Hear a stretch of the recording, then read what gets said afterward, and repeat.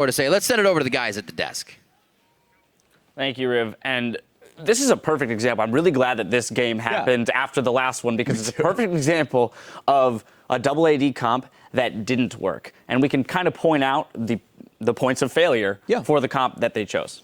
All the specifics. So we talked about double AD comps. They can't 5v5. Dignitas beat up Team Liquid. That's something you don't expect in 5v5s. Again, the composition is the reason why. And the elements that are supposed to be there that shore up that weakness are missing.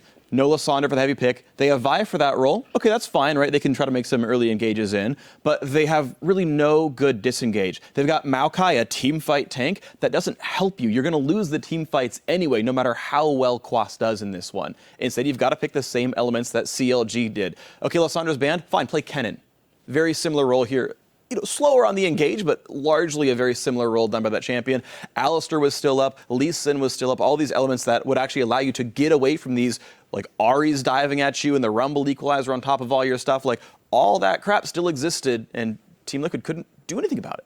Yeah, and Dignitas had some elements of a pick comp that was wanting to start fights, and then, of course, no way to disengage it there. Right. And no fallback plan with an AP top laner, no Rumble, no Lysandre, like you said. It's really kind of a disaster from champion select for them, and I feel like the way that they drafted that comp and the way that they built ended up being pretty low damage. Yeah, they picked themselves into just a very odd win condition, or rather lack thereof, right? Where in that they couldn't, by picking Vi, by picking Annie, you've essentially disregarded any option to disengage, right? You've denied yourself the Lee Sin pick, you've denied yourself the Alistar pick, which also then kind of affects you in terms of having you do still have the Maokai Peely frontline, so I guess you're trading the Maokai for the Alistar in terms of her frontline and tankiness, but then you're losing the lockdown and the high AP burst that is going to force the team to itemize against that. Right, you need someone to slow down the chase. Like Rumble, for what it's worth, I know you're a fan of this guy in this kind of composition, at least he can equalize when you can run away, and it's not horrible, but like, look at what Lysandre does. She walks up, self-ults, you're all slowed and take damage, and she claws out, or flashes the Zonies or something, but she bought time for the disengage. 1 for nothing, not a big deal. Maokai roots one guy,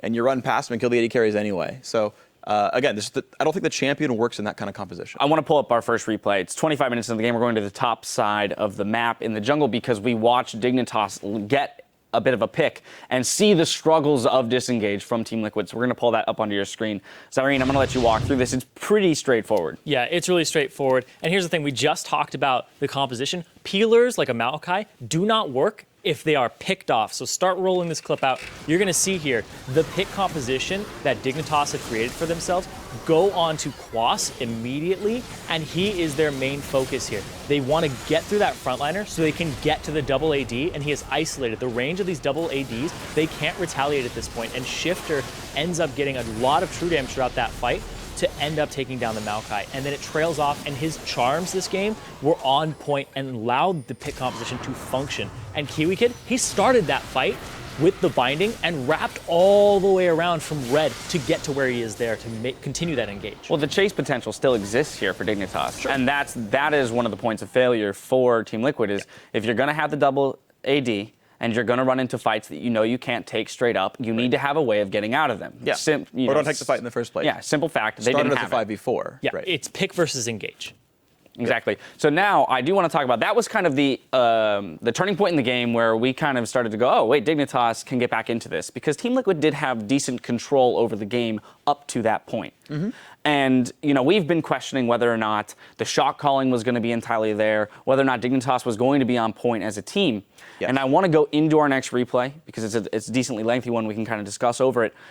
How well Dignitas had a few minutes of fantastic shot calling and team play that basically secured the game for them. So we're going to get that one up on your screen now. Zareen, you're going to start us off. Yeah, and when you're in these types of games, we've seen earlier today where people are picking late in the game in desperation. Dignitas starts doing it when they're ahead. So they start getting Quas. They get the pick on the guy who's supposed to peel, and they end up just going all at him. They blow a lot on him. A lot of abilities and ultimates are blown here. I believe 4 ultimates go just to get Quas. Just to get him down. And then Kiwi Kid gets Piglet's flash here, so he won't have it later on. And then they just regroup, and they do it again. The amount of calm they have on this team and the vision control of the Baron pit, 2 pink wards guarding all of this area. It's 2 cool things. So one right now, Sivir's baiting. The rest of our team is down to the bottom left. He's like, if they go on me, we can flank him.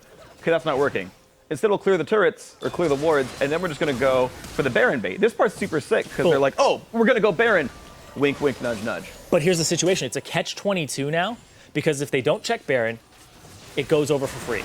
If they check Baron, they just blew 3 to 4 flashes in that time we've been watching this replay, and they capitalize on it immediately with just the tiny little check there by Xpecial. And that's the problem. This clip ends up turning into 3 kills and a Baron instead of 1 kill and a Baron, and you push bottom lane because of it. Like after Team Liquid realizes, oh shoot, we lost 3 people, then they split push bot lane, but that was a very late reaction there. One of the more sloppy games from Team Liquid, but look, big glimmers of hope from Dignitas. I was like, Cloud1, you played over-aggressive that first game. The shot calling was a little bit off. This game completely turns it back around. Really, really nice calls right there. That was very clean, very well executed. Okay, maybe Dig got into gear faster than we thought. Yeah, I'm very interested in what their calls are like at this point, what their comms are like, especially during those moments and when the bottom lane, which has actually impressed me the last 2 days. Oh, yeah. When they're just duoing in that bottom lane, 2-on-2. They got a kill on Piglet, 2-on-2 off Kiwi Kid, going really hard, and Core JJ following up. So far, they've shown that they can go toe-to-toe with the Piglet Xpecial combo, and that even when in deficit versus Lust Boy and Wild Turtle, they have something to say about that. So I really want to keep an eye on this Dignitas bottom lane and see if they shape up and improve even more over the next 2/3 of the season. Yeah, and keep in mind, this is the exact same Vayne Sivir matchup that we're like, well, of course they can't land against this Piglet on Vayne, and they're like, Vayne Sivir, sup, we're Dignitas. Like, this wasn't supposed to happen. That's like, it. That's all you got. Everything in this game was not supposed to go this way, but Dignitas. Definitely a fantastic scoreline coming out of that bot lane for Dignitas, a bright spot. I do want to touch on AD carries just a little bit because it was a point of discussion for us during the game. Was the Trinity Force pickup by Piglet, and we have a tweet from Voyboy, and he shares his thoughts saying, what do you guys think about the Triforce on Vayne? Personally, I don't like it that much unless I'm going for a tanky Frozen Mallet build, and I think we kind of echo similar sentiments. Right, so Trinity Force will give you more move speed, it'll give you more health, it'll give you the Triforce proc in the first hit. Okay, those are kind of nice, but it costs the same amount of gold as an Infinity Edge. And when your team is already lacking damage because you're running tank, AD carry, low damage mage, you need damage output, right? It's the same problem we had with Kian going like Hex Drinker and random crap on Corki. Like, your damage output goes away. WAD comps, when you run a tank top, lack damage. And he lacked further damage on Vayne. There are a couple of team fights specifically where I saw if he had Eye-Edge, he would have gotten a kill or two.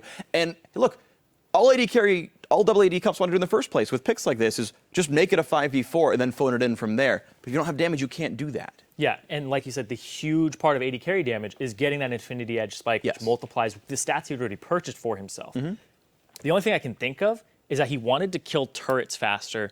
That's about it that I could think of. You don't even get tumble back on turrets, though. Yeah. Like, there's no way it's going to be efficient. The Trinity Force proc. You get the Trinity Force, but because you get tumble again, exactly, right? Exactly, but that's all I can think of. No way. Yeah, I mean, there was that one point in time when Triforce was kind of that solo split pushing Vayne build, but even so, the damage output from He followed Eye-Edge. the Vayne champion spotlight build. There you go. Yeah, he's following your advice from a very long time ago. So I think Triforce works as a Phantom Dancer replacement. I don't think it's necessarily optimal because you lose out on that crit that, again, we care about, and you lose out on 25% attack speed. But it does work in that context. It is not an Infinity Edge replacement. That's the big problem. Yes. Okay, there we go. Some clarification there. So definitely not optimal. Would have preferred to see the Eye Edge come in. Then the Quicksilver actually would have come in sooner as well, and could have possibly saved him in a few moments where he did find himself caught out by a binding or a charm, things like that. Yeah, I'd want to hear his thoughts on it, on why he went that build path. All right, well, maybe he'll let us know. Yeah. We do have to top off the broadcaster mana, but don't go anywhere because up next we have Teammate versus Winter Fox. You're watching the North American LCS. All right, let's go, guys. Let's do it. All right, let's rock. Let's do it. Let's go. Not going to be putting out huge damage, but able to still pull them off the fight. Oh, nice. Just get in here, driving. Oh, come on. No vision. Go. Let's go, baby. Let's go. Yeah, let's go. I'm going. Smited. Yeah. Oh, over the wall, the flag and drag. Timbers will not be used this fight. That is a big amount of DPS. Starting the barbecue off right. Gamsu hits a nice equalizer. That's going to take down Phoenix. This could be it. Piglet, however, he is roaming back and forth. Dignitas will pick up the match over Team Liquid.